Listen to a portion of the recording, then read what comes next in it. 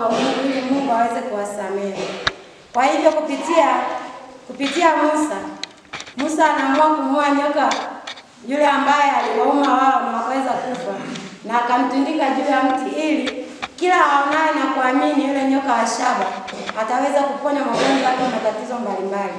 Je, mimi na wewe leo nyoka wa shaba tumfananisha na nini katika Agano Jipya? Nyoka wa shaba katika Agano Jipya anafananishwa na Yesu Kristo aliyetundikwa juu ya msalabani, ambaye ni Yesu Kristo mteseka. Kwa hivyo kila mmoja akiwa na imani ya kwamba Yesu Kristo anaweza kuponya magonjwa mbalimbali, anaweza kuwasaidia katika changamoto mbalimbali. Kwa hivyo katika Agano la Kale Waisraeli walipotenda dhambi, walipokwenda kumtazama nyoka wa shaba ambaye alitundikwa juu ya mti, watu waliweza kuponya magonjwa yao. Kwa hivyo mimi na wewe leo tunapaswa kumtazama Yesu aliyetundikwa juu ya msalaba, ambaye ni Yesu Kristo mteseka. Hivyo nasi tutaweza kuponywa, nasi tutaweza kuokolewa, nasi tutaweza kukombolewa, na pia tutaweza kusaidiwa katika shida zetu mbalimbali. Kwa hivyo ndugu zangu, mimi na wewe leo tunaalikwa tuweze kujiongea kwenda kuabudu mbele ya Yesu aliyoko mbele yetu, ambaye ni Yesu Kristo mteseka, aliyeteswa, aliyekufa na kufufuka. Kwa hivyo nasi leo tuamini ya kwamba huyu Yesu Kristo aliyetundikwa juu ya msalaba anaweza akatusaidia na sisi katika changamoto zetu mbalimbali, anaweza akatuokoa katika maisha yetu, anaweza akatatua changamoto tulizonazo katika maisha yetu, au anaweza kuzirudisha familia mbalimbali ambazo zimetenganishwa.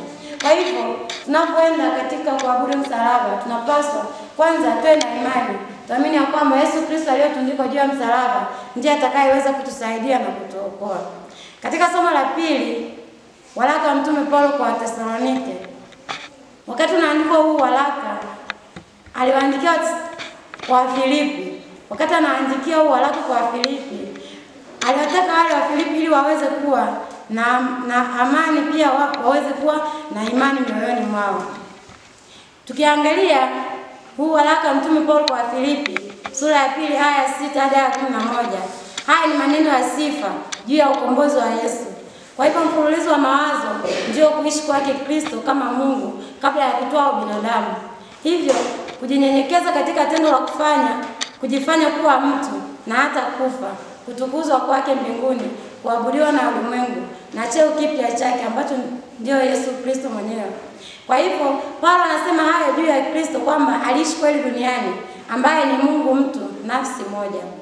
Tukirejea katika aya ya 6, tunaona wanatuambia kwamba kitu cha kushikamana nacho, kitu ambacho alishikamana nacho si kwamba Kristo kutoa binadamu alipoteza umungu wake, la hasha, bali kwamba alificha umungu wake hata watu wengi wakafikiria kwamba si Mungu, lakini Yesu alijinyenyekeza na akavumilia hayo yote.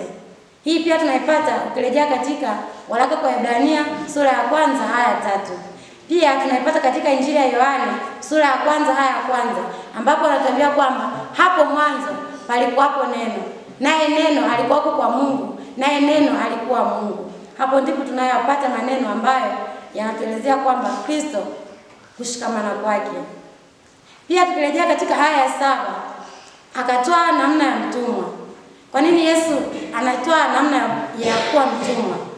Ni kwamba ni dokezo la Mtume Paulo kwamba Kristo ni mtumishi aitwaye na nabii Isaya katika sura ya 42 aya ya 1. Kwa hivyo Yesu Kristo akawa ana mfano wa wanadamu. Ni kwamba Kristo alikuwa sawa na wanadamu katika hali zote, isipokuwa katika hali ya dhambi. Yesu Kristo hakutenda dhambi, lakini Yesu Kristo aliteswa msalabani kwa ajili yetu sisi wanadamu ili aweze kutukomboa kutoka utumwa wa dhambi.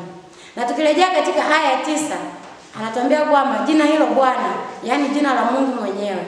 Hii pia tunaipata katika kitabu cha Matendo ya Mitume sura ya 2 aya 21 na sura ya 3 aya 16. Hapo ndipo anaeleza juu ya jina hilo la Bwana, yaani kuitwa jina la Mungu mwenyewe. Pili, tukirejea tena katika aya ile ya 11, tunakuta kwamba anatuambia ukiri kwamba Yesu Kristo ni Bwana ni kiini cha imani ya kila Mkristo. Hii pia tunaipata katika kitabu cha Matendo ya Mitume sura ya 2 aya 36 na waraka Mtume Paulo kwa Warumi sura ya 9 aya ya 5 na Injili ya Yohane sura ya 20 aya 28. Hayo ni maneno ambayo ni maelekezo ya nabii Isaya mwenyewe kutoka katika kitabu cha nabii Isaya sura 45 aya 23 ya kuwa Yesu ni Mungu kama alivyosema mtume Paulo katika waraka wake kwa Wafilipi. Ndugu zangu, mimi na wewe leo tujifunze nini siku hii ambapo tunaabudu msalaba?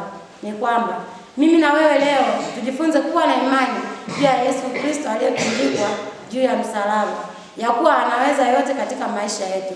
Kwa hivyo tunapaswa kumkimbilia Yesu Kristo katika changamoto zetu, ili naye aweze kutuponya magonjwa yetu, ili naye aweze kuzipatanisha familia zetu, ili naye aweze kuzipatanisha ndoa mbalimbali ambazo zimetenganishwa, ili naye aweze kutatua migogoro mbalimbali ambayo watu wanakutana nayo katika maisha yao, ili naye aweze kuwa mwokozi wa maisha yetu na mkombozi wa kila mmoja. Tumsifu Yesu Kristo.